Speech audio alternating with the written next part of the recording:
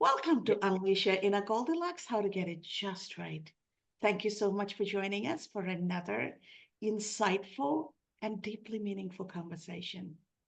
Goldilocks is reminding us about the importance of getting life just right. When we were little, we knew how we wanted things just right to serve us and how we can get things done just right so that we can serve others and we can build a community. Children know this inherently. Somewhere along the way, as we become adults, the social conditioning pulls us apart and then puts different thoughts and ideas into our mind, and we tend to lose perspective. Today's conversation is about how do we get community building just right? What is our social responsibility in getting a human condition and human society just right? And we're going to be talking to a amazing woman leader, somebody who's dedicated her life to being a leader and empowering others, working in the nonprofit and for-profit space. Please help me welcome Lisa Barden to Unleash Your Inner Right. Goldilocks.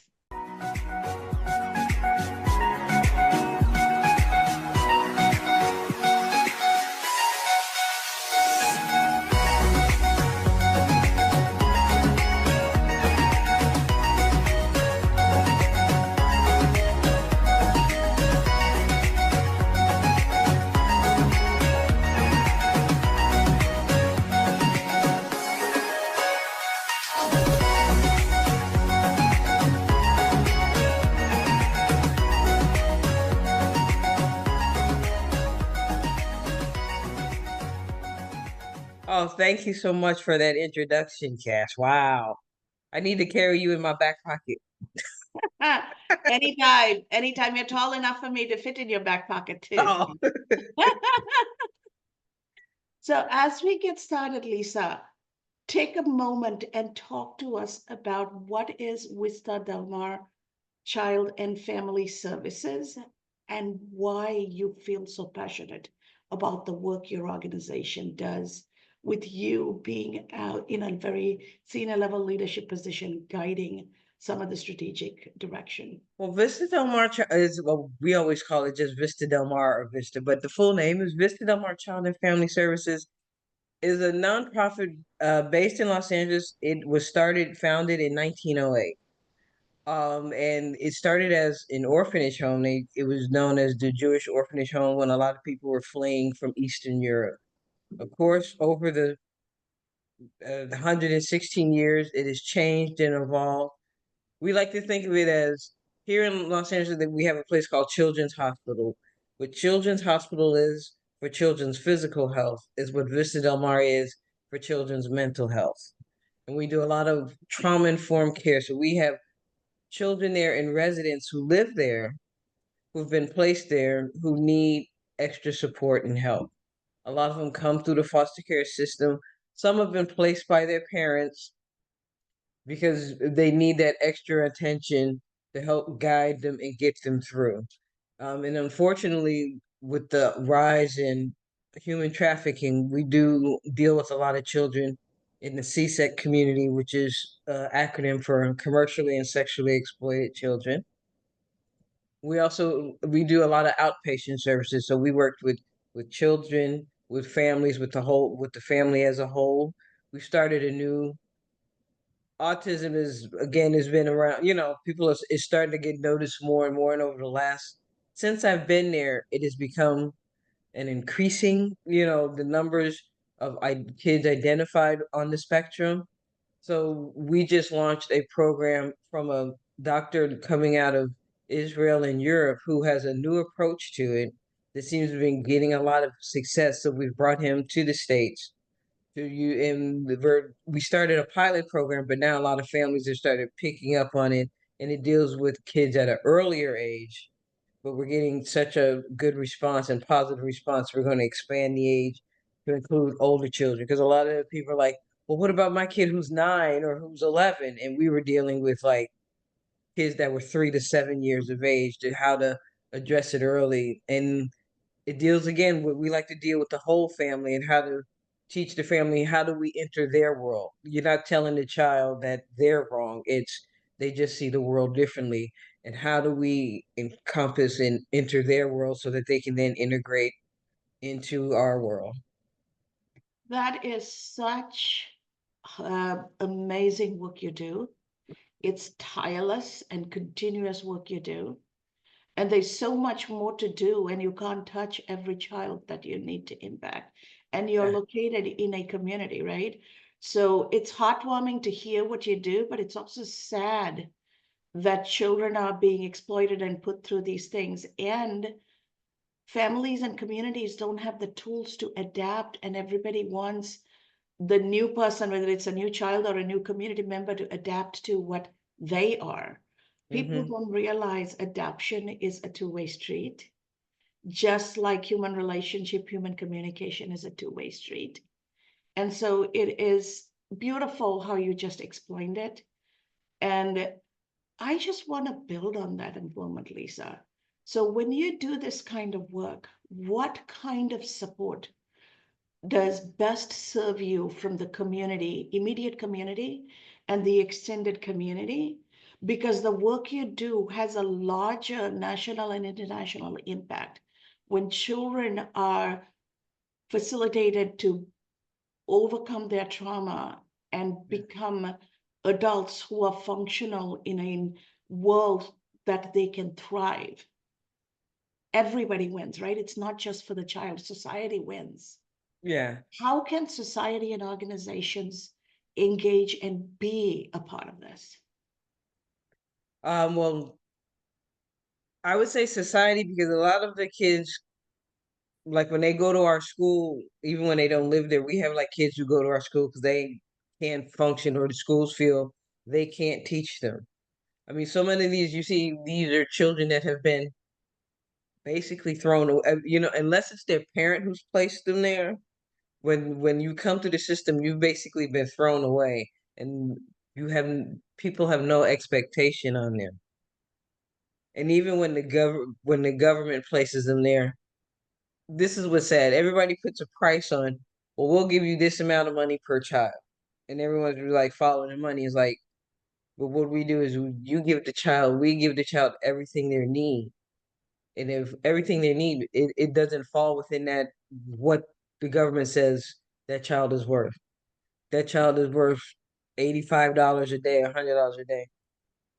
I am not a parent, but I'm sure every parent knows it costs more than $100 a day to take care of any child, to take care of all of a child needs, from clothing, the medication, to if they're in the classroom in the midst of an episode, then yes, then they go and talk to the clinician. Let's talk through what's going on through little Johnny's. Johnny, what's the problem today? What's going on? And then when you're dealing with a child on the spectrum, being able to communicate with them, because some of them are nonverbal.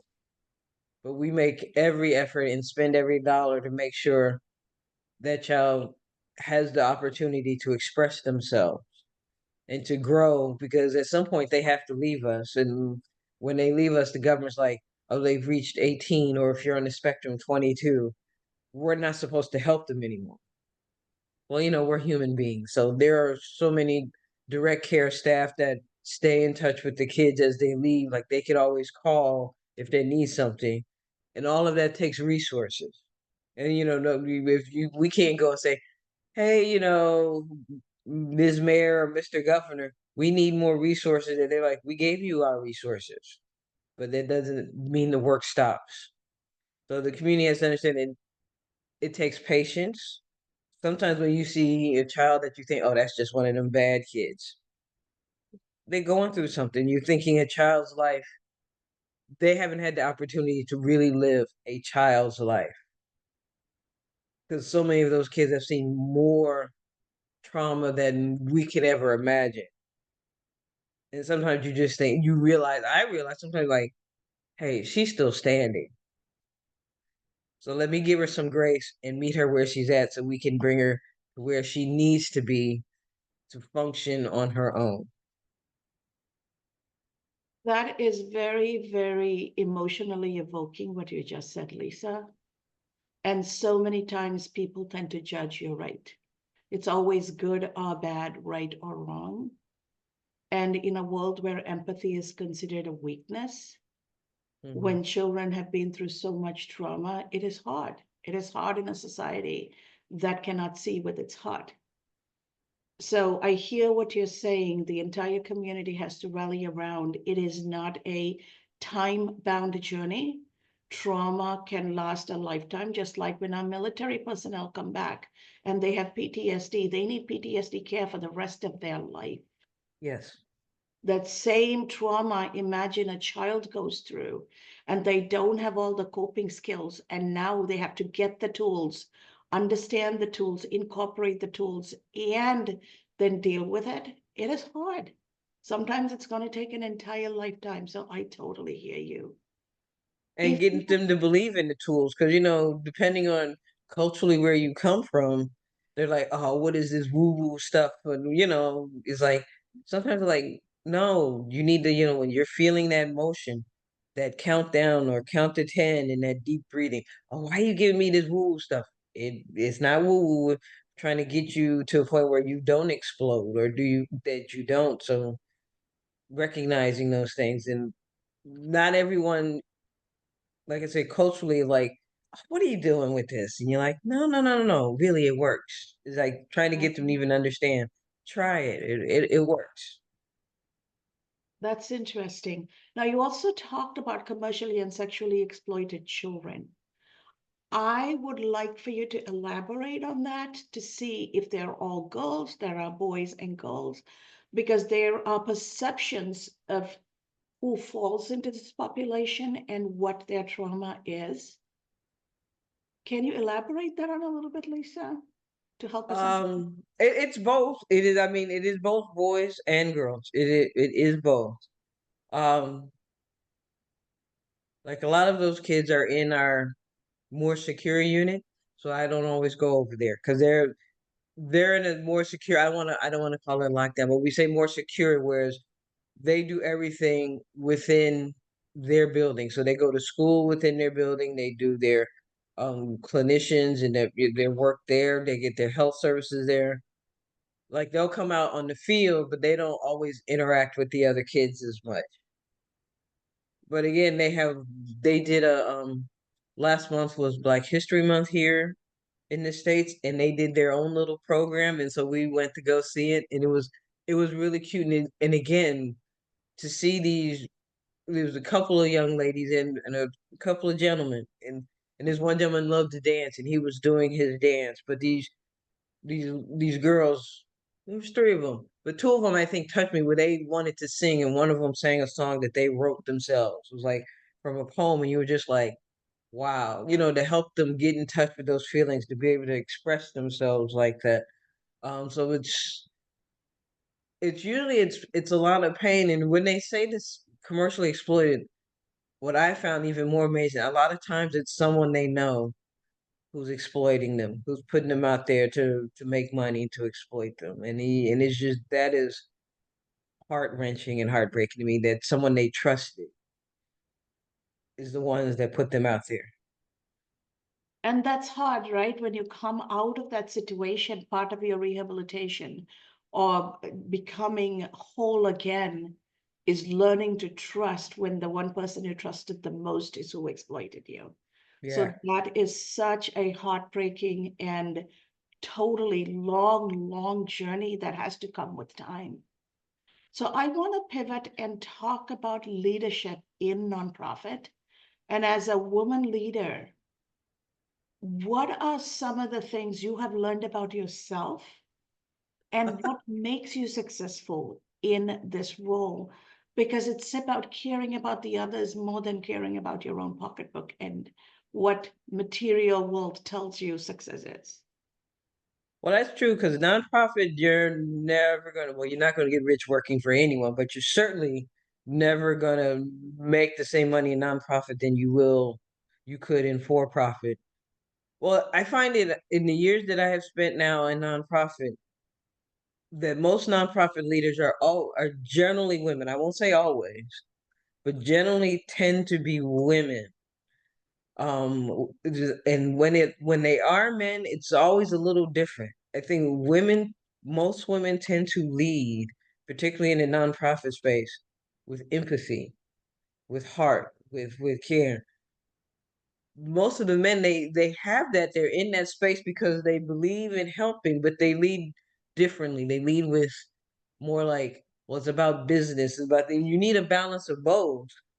But I find in that space the women leaders tend to connect more with whom they're helping. Whether it's like in our case is more with children, although like I said, it's also families, or if you go to someone who's running a homeless shelter, it tends to be a woman who can empathize more with let me help the person in front of me versus how did they get there. You don't worry about the how they got there. It's how to help them get to the next level. Mhm. It's interesting you say that because I come from the world of finance and not for profit. And I'm sitting here thinking, based on real data and real life illustration, the fields women naturally tend to teaching, nursing, not for profits, they're lower pay, right? Yeah. And the professions men traditionally tend to are not. I'm in finance, so I've been okay my whole career because I'm in a man's world. While women in finance get paid less than men in finance, we still get paid better than other professions, right? Because we Yeah. are in a male profession. And so when we think about that, here are women giving their time for their own families, raising their families, contributing to society, and then going to work in these fields and pouring their heart out and filling the heart bank, Yeah. but not the commercial bank, right? Yeah, not the piggy bank. Yeah. So when we look at that and when you see what you see from where you sit, what advice do you have for women who truly want to make an impact, but are also trying to balance the realities of the world? And the reason I ask this is you also partner with me to do how money works and financial literacy education. Where does the balancing comes? Well, and I would also say, I mean, women in the workplace, we know we make it, what is it, 84 cents to every dollar a man makes. Mhm. Well, if you're a woman of color, that 84 cents can go down even more. I don't, like I said, I think when you go into the workplace, understanding that you're never, I don't care who you are, male or female, are going to get really paid what you feel you're worth or what you're worth and your time is worth. But I think how you manage that is if you're feeling the heart bank, then you need to be strategic about the piggy bank. Like, and unfortunately so many people haven't gotten a financial education on how to do certain things or where to save money. Or I mean, once you get to I mean, there's a point where you get to a space where, okay, that's enough money. Now how do I get more so I can take my family even further and help it generationally? I mean, you're fortunate enough to, at least I am, to get to a point where your needs are met, because not everyone can live in that space where their needs are met and they have to work 2 or 3 jobs just to try to make the ends of the bread meet. But then it's like, how do we have to educate them on, okay, how to strategically now use that money, grow that money, build that wealth. What do you need to do for you? Because society is never, I just believe, never going to pay you your worth. So how do you get what it is you need to thrive and make sure your family, your kids, for the next generation? How do we build that? Because there are tools and resources to build that. We need to know where they are so we know where to put our money and our energy to, other than just our family. Thank you, Lisa. Before I open this up to our live audience, I want you to do two things. Take a moment and share two nuggets of wisdom that you would like for everybody, boys, girls, men, and women, to have as your message for Women's History Month, and Okay. also how people can get a hold of you. Okay. Let's see. What are my nuggets? I guess my first nugget is to every child, every person who's ever experienced any trauma, big or small, that that if you've had someone tell you that you weren't something or you weren't crap or yeah, that you are enough, that the universe, God, whatever, you are enough, and that they made you just perfect, and you have what you need to survive and thrive if you let people help you. But it's always understanding you are enough. You are not a piece of something or to be used. You are a person with a heart, with talent and abilities to go out into the world and contribute. That's one. My second for Women's History Month or just in general is never stop learning. Never cheat yourself, never stop learning. Everything we need is now with the internet is there for us to get the information. There are people there to help you with your finances who aren't going to charge you a lot of money. We do it for free to help you start your plan. I mean, whether you're in a financial crisis and you need someone to get your financial, but even if you don't have the money to go to college, the information is there. We can go to Google University. You can go to online and always be learning, because that is how we get everywhere. Is we learn. If there's something I don't know, it's like, oh, there's something they tell me I can't do. I never heard that. I'm looking for the book. I'm looking for the information because I'm always learning and trying to grow as a person and to see what the next thing is. How can you reach me? Oh, you can reach me at it's Lisa Barden, Barden, my whole name, at howmoneyworks.com. If you have any questions or anything, that is where I can be reached, and I do answer. I will answer anyone I can, even if it's just sending a resource going, oh, that's beyond my, but let me send you to someone who can help you. Perfect. Thank you so much, Lisa. It's been an absolute delight. I am going to open this up to our live audience, and I know both Robin and Dr. Menon are ready with questions. So go ahead, Robin. Yeah, this has been really terrific. And I live in Los Angeles, so we'll have to get together. This is fun. Yes. Um, so you use the phrase trauma-informed, services, or counseling. I'm not sure the exact for, but trauma-informed. And I know that that is a thing, and I've been hearing that phrase more and more. How does trauma-informed counseling, for example, or services differ than just say regular counseling, for example? Now, I want you to remember, I am not a clinician. So I'm a lay person who works on the development, on the fundraising and marketing side. But in our meetings, because I've asked that question, like, what is trauma, like going into trauma informed care? A lot of times, care is used to be based on, and in many cases still is, a theory, a principle. Like, like when you go to the doctor and he's like, oh, my arm hurts. Well, that could be this. So there's a series of things they give you, whether it's certain, take this medication, without really looking at it. It's like, oh, it's this. So here's how we treat this. Instead of going, here's how we treat this, you let the trauma of what the has experienced, the family, inform how you help them. Is meeting them at where the trauma is and not just applying a template. It's letting what they have experienced informed how to treat them and what it is they actually need. Okay, that's an excellent explanation. Thank you. Yes. That is actually beautifully done because technically, if we can meet everybody where they are, then we learn to build better relationships, build trust, and build a safer society instead of applying standard rules based on what we believe the rules should be. So thank you. Thank you for that explanation, Lisa. Yes, Nandini, go ahead.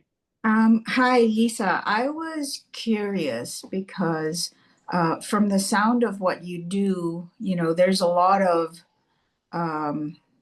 resonating emotions that would be transmitted to you by hearing the stories of the trauma.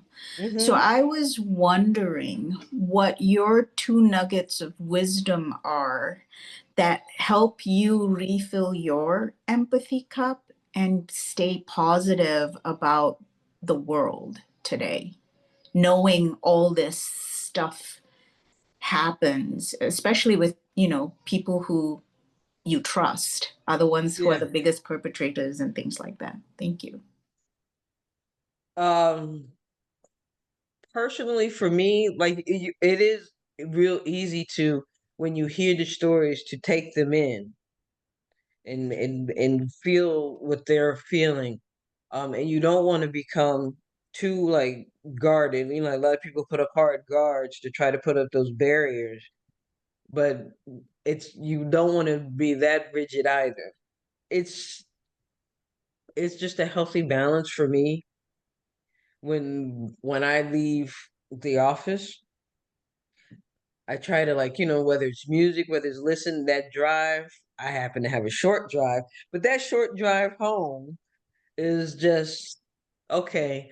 It's it's clicking into something else. It's like when I get home, whether it's reading, whether it's self-care, it's clicking into, okay, what do I need to make for dinner? Sometimes it really is clicking back into your own life and Okay. refilling your own cup. So it's doing what you need to do when you get home to refill your cup so that when you go to work the next day, and like for those in direct care, I know what we try to do for them. Those who are every day in direct contact with all of the children, that burnout comes or they need. So we try to, like, hey, okay, we'll throw in something like we're gonna have chair masseuse come and help the outpatient department because they're real empaths. They really get an overload of stuff. And then sometimes you also have your own life crises hitting you. But it's a balance of, I mean, it's been the new thing that everyone talks about, self-care. Self-care is really just about how to unplug from everything that's been going on that day, even if it's in your own life. Sometimes it's like, really, this was one of those days, or you come home to kids screaming or people demanding more of your attention and time. And I'm like, I need 2 hours.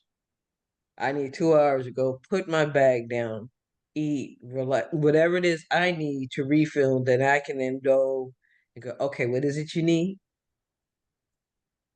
So what I'm hearing from you is what you're talking about is kind of being self-aware and being emotionally in tune with yourself to Mm-hmm. create boundaries and prioritize your own time and need for rejuvenation before reconnecting so that you can be the best person you can be for your family and for yourself.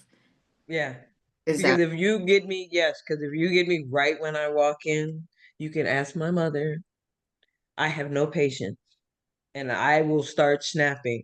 And that's not what I want to do. So sometimes I'll just be like, you got to give me, like, I just walked in here. right? You got to give me some time so that I can then go, okay, what is it you need? How can I help you?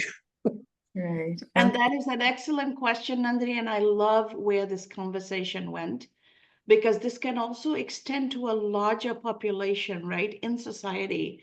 When we run into people, instead of being judgmental and judgy, what if we held space for people because we don't know what this person has gone through all day?